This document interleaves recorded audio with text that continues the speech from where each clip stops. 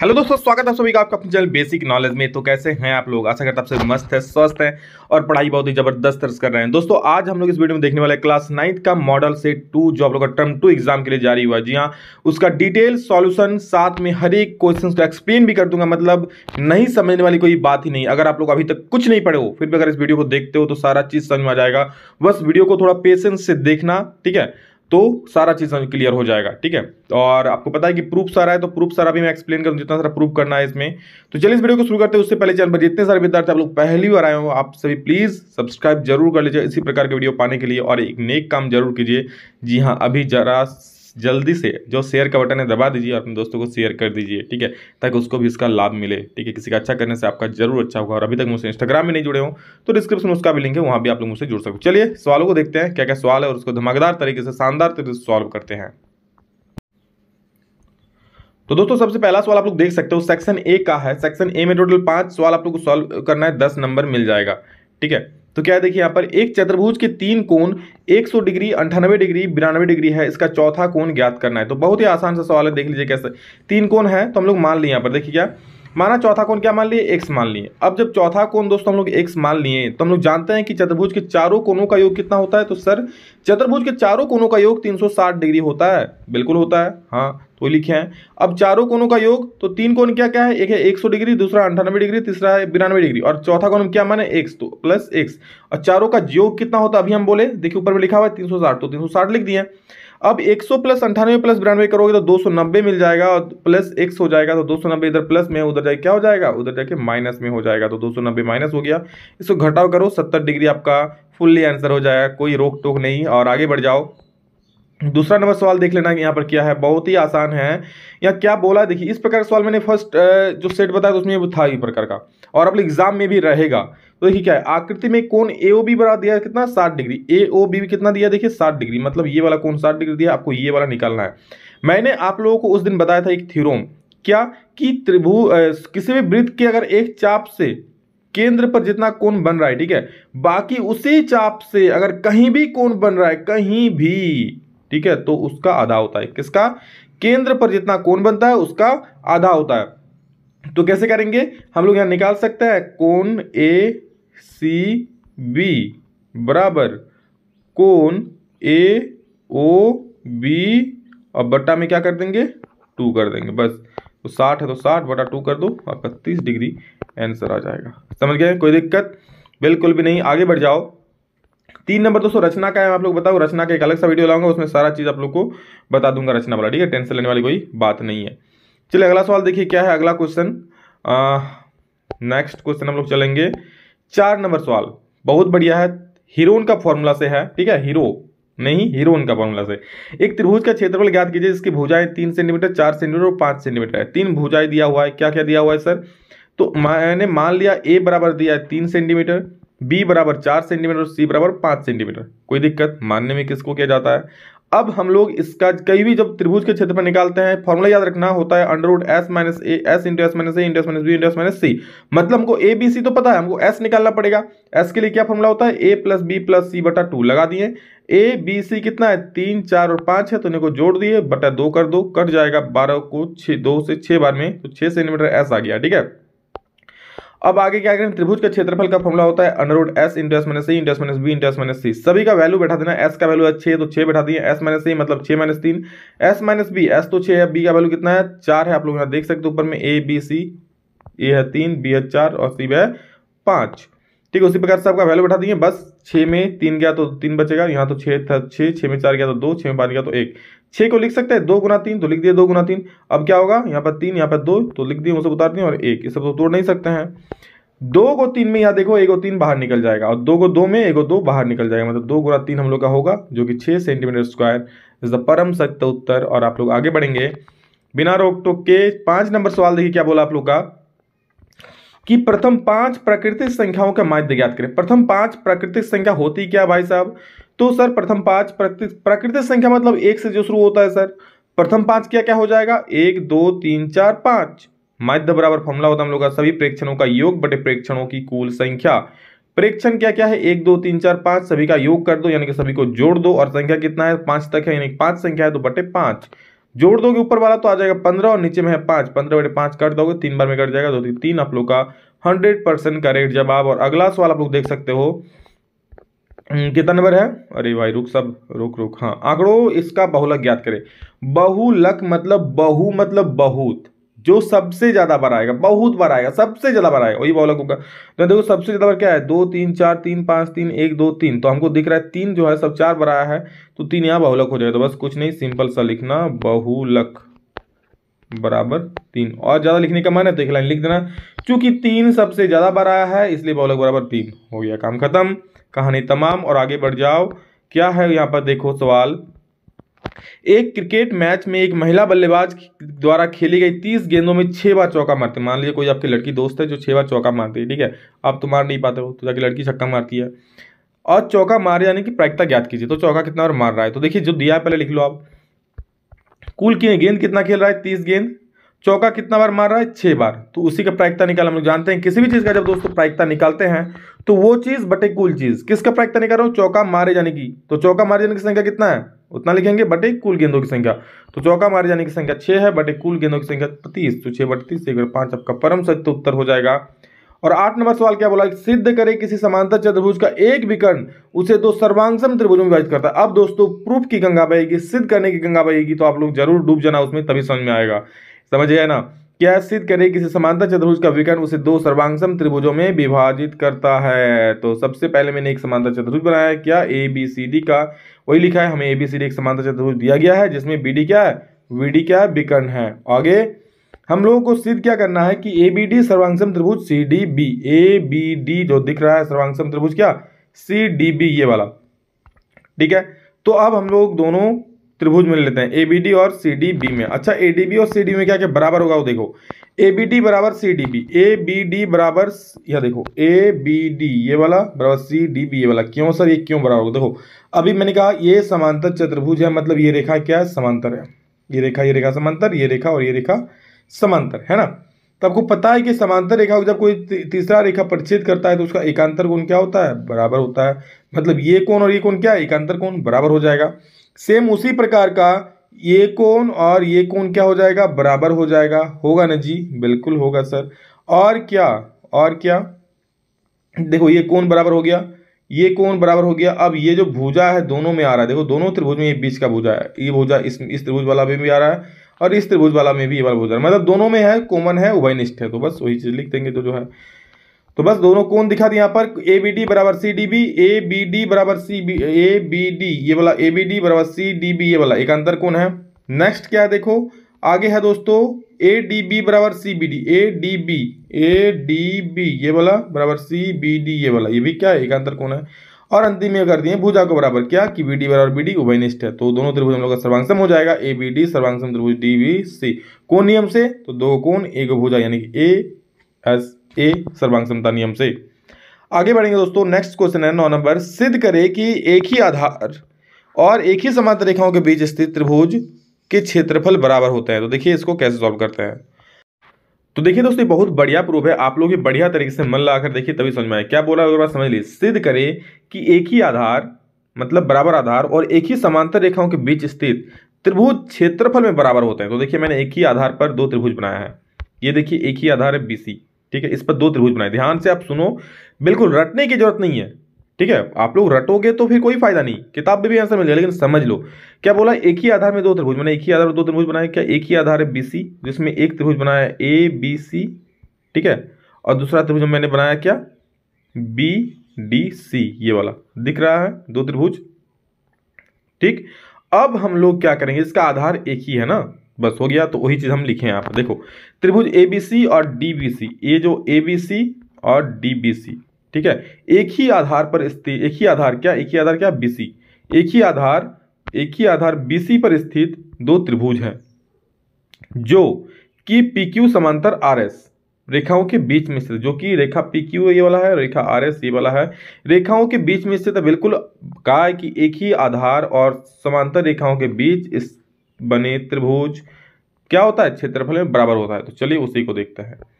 आगे हम लोग क्या करें, हमें क्या सिद्ध करना है कि त्रिभुज एरिया ऑफ त्रिभुज ABC, ठीक है, बराबर एरिया ऑफ त्रिभुज DBC।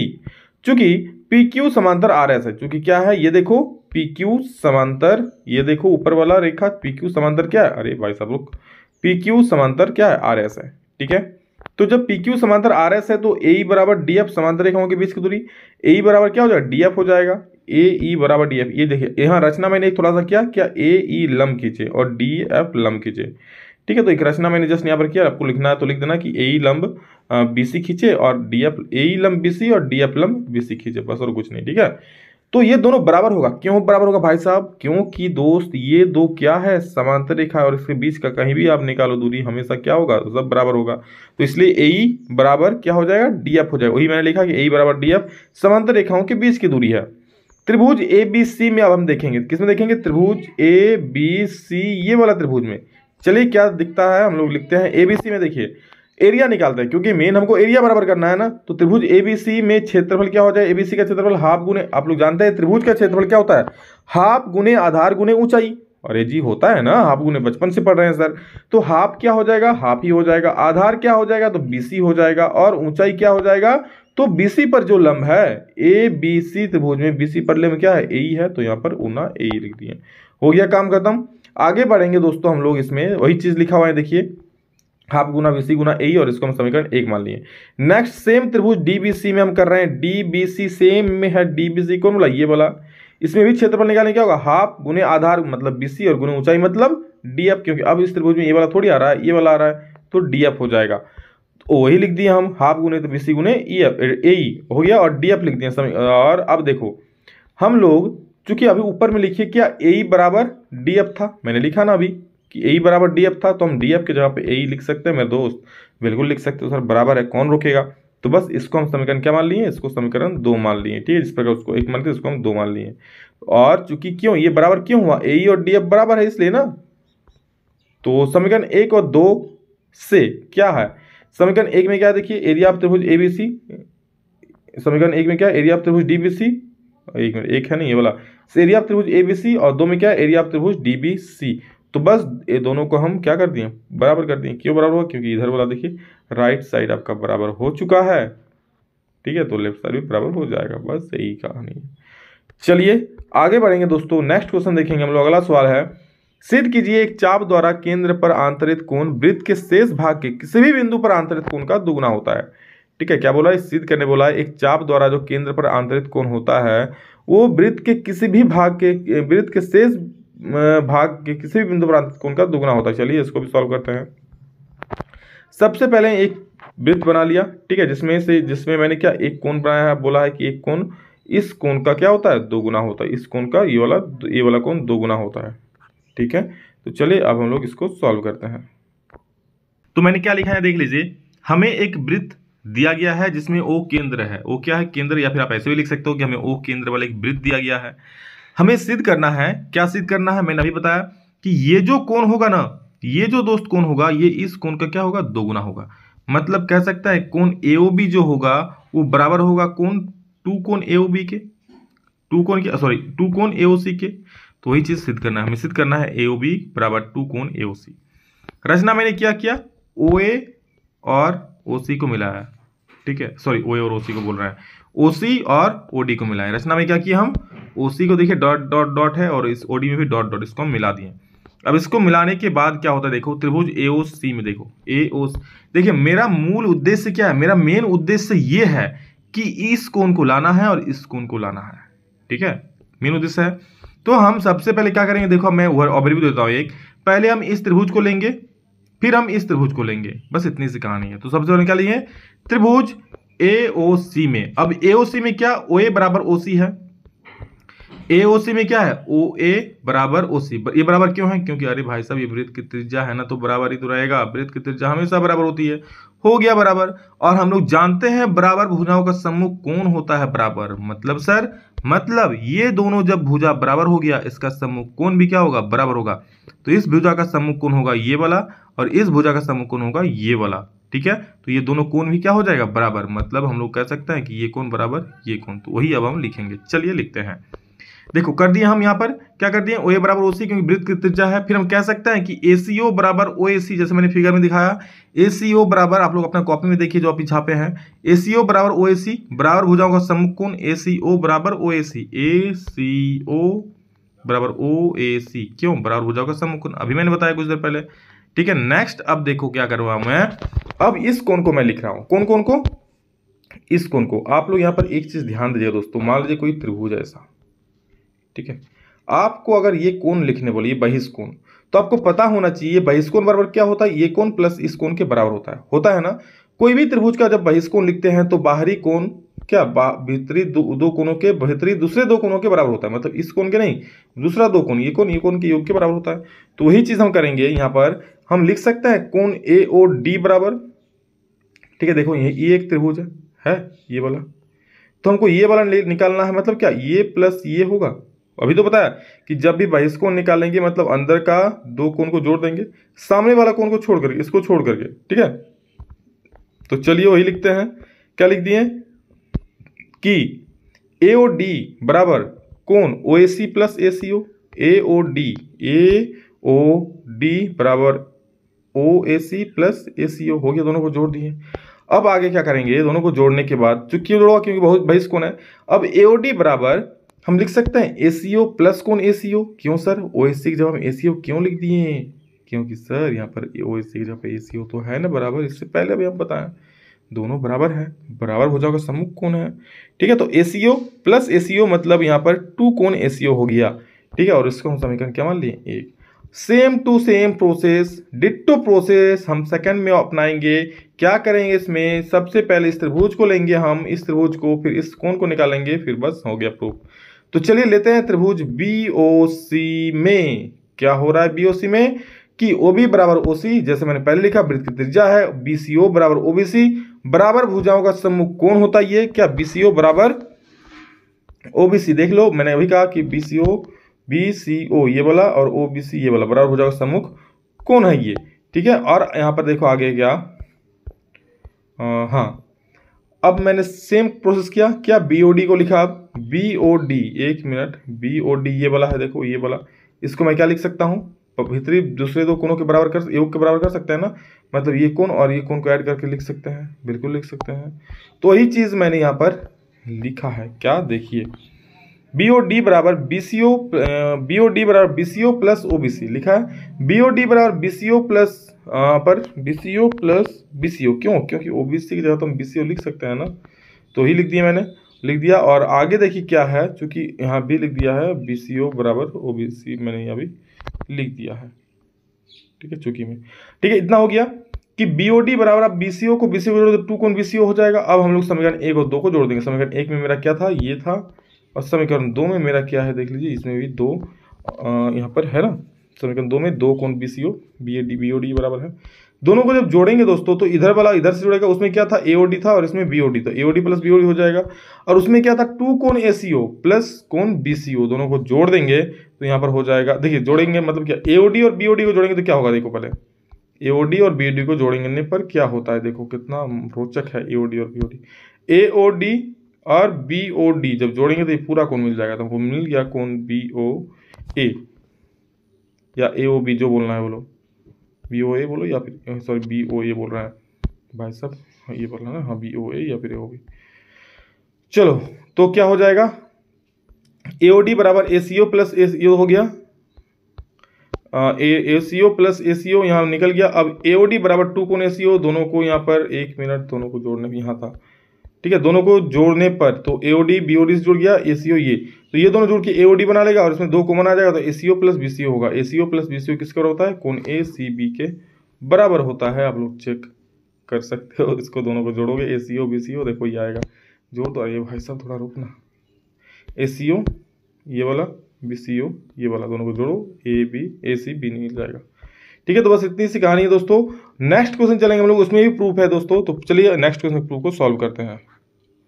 11 नंबर सवाल क्या देख लीजिए कि एक वृत्त की जीवा वृत्त की त्रिज्या के बराबर है, क्या, वृत्त की जीवा वृत्त की त्रिज्या के बराबर लघु चाप पर स्थित एक बिंदु पर जीवा द्वारा अंतरित कोण ज्ञात कीजिए। बहुत ही आसान सवाल है, देख लो फिगर, एक वृत्त बनाया मैंने यहाँ पर, ठीक है, एक वृत्त की जीवा क्या है, ए बी है, क्या है वृत्त की जीवा, ए बी, और ये वृत्त की त्रिज्या है।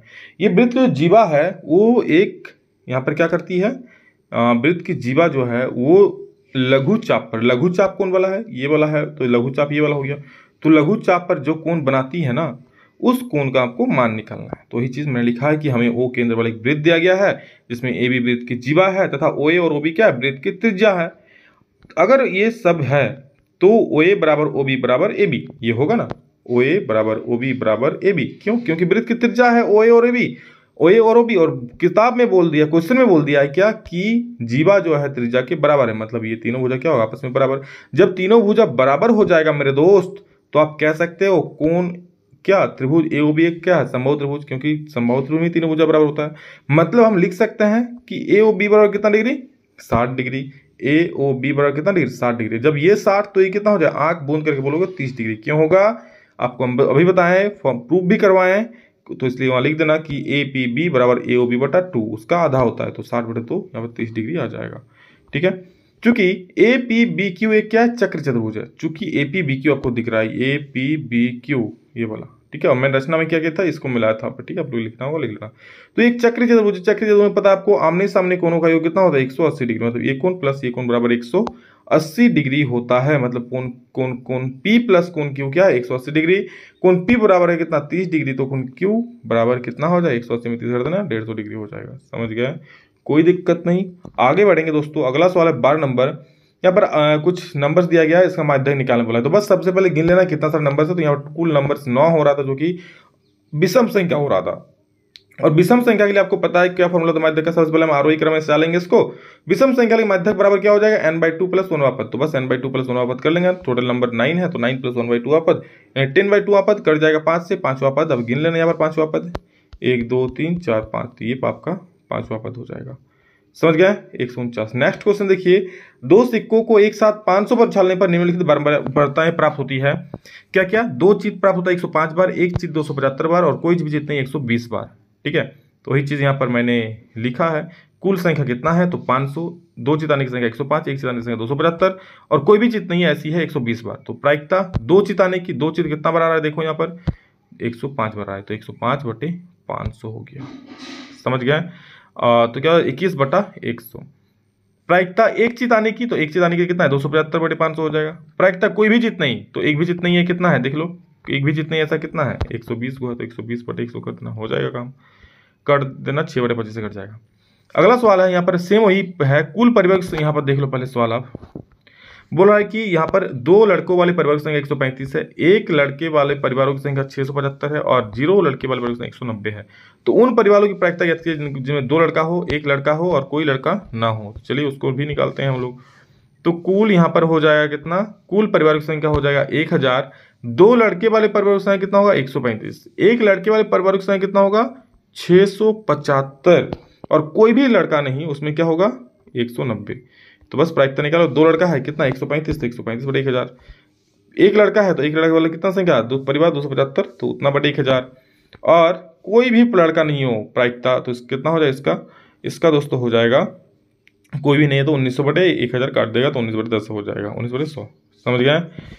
अगला सवाल दोस्तों सेक्शन सी का है, क्या देखिए, इसकी सिद्ध करें त्रिभुज की एक भुजा के मध्य बिंदु से दूसरी भुजा के समांतर खींची गई रेखा तीसरी भुजा को समद्विभाजित करती है। कैसे, तो देखिए यहाँ पर ये एक त्रिभुज है, ठीक है, इसमें एक भुजा के मध्य बिंदु, ये वाला मध्य बिंदु है, इसमें एक रेखा खींच रहे हैं, ठीक है, एक भुजा के मध्य बिंदु दूसरी भुजा के समांतर, मतलब इस भुजा के समांतर एक रेखा खींच रहे हैं।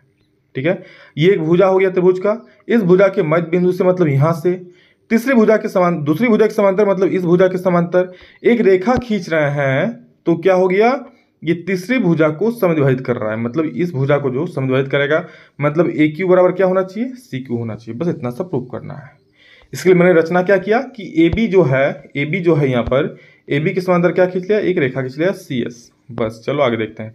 ए बी से एक त्रिभुज है जिसमें पी क्या है, पी ए बी का मध्य बिंदु है, पी तो ए बी का मध्य बिंदु है, ये पता है। हमें सिद्ध करना है कि ए क्यू बराबर क्यू सी, ए क्यू बराबर क्यू सी, यही सिद्ध करना है ना, क्योंकि ये अगर मध्य बिंदु होगा तो ये दोनों बराबर ही होगा। तो चलिए देखते हैं क्या है। रचना में हम क्या किए, ए बी समांतर सी एस खींचे। रचना में ए बी समांतर क्या किए, ये जो ए बी है, एक मिनट, ए बी जो है ए बी इसके समांतर सी एस खींचे, ये वाला, ठीक है, ये रेखा हम खींच दिए। अब आगे क्या करते हैं, प्रमाण अब जो हम प्रूव करते हैं, पी आर समांतर बी सी है और पी बी समांतर सी आर है। पी आर समांतर बी सी है, देखो पी आर समांतर बी सी है, ये तो क्वेश्चन बोल दिया हुआ है। और पी बी समांतर क्या होगा, सी आर होगा। क्यों, क्योंकि ये हम लोग रचना से किए हैं, ठीक है, एक रचना खींचे यहाँ उसी से, तो वही लिखिए पीबी समांतर सीआर रचना से। चतुर्भुज पीबी सीआर एक समांतर चतुर्भुज है। और इस प्रकार दोस्तों कह सकते हैं कि जब ये भुजा इसके समांतर होगा, ये भुजा इसके समांतर, तो कह सकते हैं कि पीबी सीआर क्या एक समांतर चतुर्भुज है ना। तो जब समांतर चतुर्भुज हो गया दोस्तों, तो पी आर बराबर पीबी, पी आर बराबर बीसी होगा। जब समांतर चतुर्भुज हो गया तो क्या पी आर बराबर बीसी होगा और पीबी बराबर सी आर होगा। और हम लोग जानते हैं, क्या जानते हैं कि एपी बराबर क्या है, पहले से बीपी है, तो वही चीज हम लिखें यहाँ पे। जब समांतर चतुर्भुज हो गया तो हम जानते हैं पी आर बराबर बीसी होगा, पीबी बराबर आरसी होगा। और हम जानते हैं क्या, चूंकि एपी बराबर बीपी है, जब एपी बराबर बीपी है तो यहाँ पर दोस्तों हम लोग एपी बराबर जब पीबी है तो पीबी की जगह पे हम आरसी भी लिख सकते हैं, पीबी की जगह क्या लिख सकते हैं, आरसी भी लिख सकते हैं। तो इसलिए क्या हो जाए, ए क्यू पी सर्वांगसम त्रिभुज सी क्यू आर हो जाए, कौन नियम से, ए एस नियम से बस। और जब सर्वांगसम हो गया तो हम सर्वांगसम में सारी भुजाएं कर सकते हैं, बराबर ए क्यू बराबर क्या हो जाए, सी क्यू हो जाएगा, सीपीसीटी से। तो ए क्यू बराबर सी क्यू हो जाए, ए क्यू बराबर सी क्यू। अब जब ऐसा हो गया तो हम लिख सकते हैं क्यू क्या है, ए बी का, ए सी का मध्य बिंदु, तो लिख देना क्यू ए सी का मध्य बिंदु है, हो गया। अब हम लोग देखेंगे नेक्स्ट क्वेश्चन 16 नंबर समलम वाला। पहले क्वेश्चन आप देख लो क्या बोला है कि एक समलम एबीसीडी जिसमें एबी समांतर डीसी है तो विकर्ण एसी बीडी परस्पर ओ पर प्रदर्शित करते हैं। दर्शाइए कि एरिया ऑफ त्रिभुज एओडी बराबर बीओसी। बहुत आसान सा है, जितना नंबर का है उससे बहुत छोटा बनेगा, आप लोग देख लो, आसान सा है। यहाँ पर देखिए एबीसीडी क्या एक समलम है जिसमें एबी समांतर सीडी है, ठीक है। तो सिद्ध करना है एरिया ऑफ त्रिभुज एओडी, मतलब ये वाला बराबर एरिया ऑफ त्रिभुज बीओसी, ये बराबर दिखाना है, ठीक है। ठीक है, सबसे पहले हम त्रिभुज एडीबी और एसीबी लेते हैं, एडीबी और एसीबी, ठीक है। आपको पता है कि समांतर रेखा के बीच में जो त्रिभुज स्थित होता है, ये समांतर रेखा है और एक ही आधार पर, तो दोनों का क्षेत्रफल क्या होता है, बराबर, मतलब ये क्षेत्रफल के बराबर हो जाएगा। तो वही चीज किए यहाँ पर हम क्या किए, देखो एरिया ऑफ त्रिभुज एडीबी बराबर त्रिभुज एसीबी, क्यों, एक ही आधार पर समांतर रेखाओं के बीच बना त्रिभुज है, इसलिए। अब दोनों में हम क्या माइनस कर देंगे, देखो हमको फाइनली निकालना क्या, फाइनली प्रूव क्या करना है कि एओडी और बीओसी को, एओडी और बीएससी को, तो हम चलिए ये वाला जो कोण है उसमें से ये वाला माइनस कर देते हैं, त्रिभुज में ए डी बी में से इस त्रिभुज को माइनस करते हैं और इस त्रिभुज में से इसको माइनस करते हैं, मतलब दोनों में त्रिभुज में से हम ये जो त्रिभुज दिख रहा है आपको छोटा सा प्यारा सा नन्ना सा ए ओ बी, इसको माइनस कर देते हैं दोनों में से, ठीक है। तो वही चीज किए, त्रिभुज ए डी बी माइनस त्रिभुज ए ओ बी, त्रिभुज ए सी बी माइनस त्रिभुज ए ओ बी, ठीक है। दोनों को माइनस कर दिए तो क्या बचेगा, यहाँ देख ले लो आप एक बार, ठीक है। इसको आप माइनस कर दिए तो क्या बचेगा, त्रिभुज ए ओ डी बचेगा, इधर सी ओ डी बचेगा, इसलिए लिख दिए त्रिभुज एओडी बराबर त्रिभुज एओडी बराबर त्रिभुज बीओसी। ये था दोस्तों आप लोगों का प्रूफ। और नेक्स्ट क्वेश्चन देखिए आप लोग का 17 नंबर तो रचना वाला है, मैं अलग से बता दूंगा। त्रिभुजा टुकड़े का एक आयताकार खेत है, हिरोन का सूत्र मैंने बहुत बताया, बहुत बार बताया। देखो क्या है, 3 भुजा दिया है, 3:5:7, उसका परिमाप दिया है 300, तो क्षेत्रफल निकालना है। तो देखो लिखा है मैंने बहुत ही आसान तरीके से, माना तीनों भुजा क्या है, 3x 5x और 7x, परिमाप दिया है 300, तो सबको जोड़ दो, a + b + c, तो 300 हो जाएगा। और a कितना है, 3x + b 5x और c 7x, ठीक है। तो तीनों को जोड़ो, 15x आ जाएगा, काट के यहाँ पर 20 उत्तर हो जाएगा। x बराबर 20 आया तो a बराबर कितना होगा, 3x मतलब 3 × 20, तो इस प्रकार से आपका सबका निकाल लोगे, ठीक है। सिंपल सा इसमें कैलकुलेशन और कुछ नहीं है, मैं क्या ही कहूँ। और s बराबर होता है परिमाप का आधा, यानी कि परिमाप बटे 2, कितना परिमाप है, 300 बटे 2 यानी कि 150 मीटर, ठीक है। त्रिभुज का क्षेत्रफल जो होता है फॉर्म लगा दिए, बस सबका वैल्यू पुट कर दिए, कैलकुलेशन कर लेना, फाइनली इसका आंसर है 1500√3 सेंटीमीटर स्क्वायर। बस आसान है ना, आसान है। और अंतिम सवाल तो और भी आसान है, एक 12 मरतबा आसानी बना था, आप लोग देख लो। 0 से 5, 5 से 10, 10 से 15, 15 से 20, 12 मरतबा लेना, सबके बीच में गिन लेना कि 0 से 5 के बीच कितना सारा संख्या है, तो टोटल 10 को संख्या मिलेगा, मिलान चिन्ह बना देना, हो गया प्रूफ। समझ गए, इतना करने से ही इसमें नंबर मिल जाएगा। तो ये था दोस्तों आप लोगों का मैथ का कुछ बहुत ही महत्वपूर्ण सवाल, आप लोगों को मैथ का सेट 2 का। और भी नेक्स्ट वीडियो चाहते हैं कमेंट कीजिए, वीडियो को ज्यादा से ज्यादा शेयर कीजिए ताकि सभी बच्चों तक ये पहुंचे और सभी इसका लाभ मिले। तो love you all, thank you all of you. अभी इतना ही, नेक्स्ट में जल्द ही, तब तक जय हिंद, वंदे मातरम।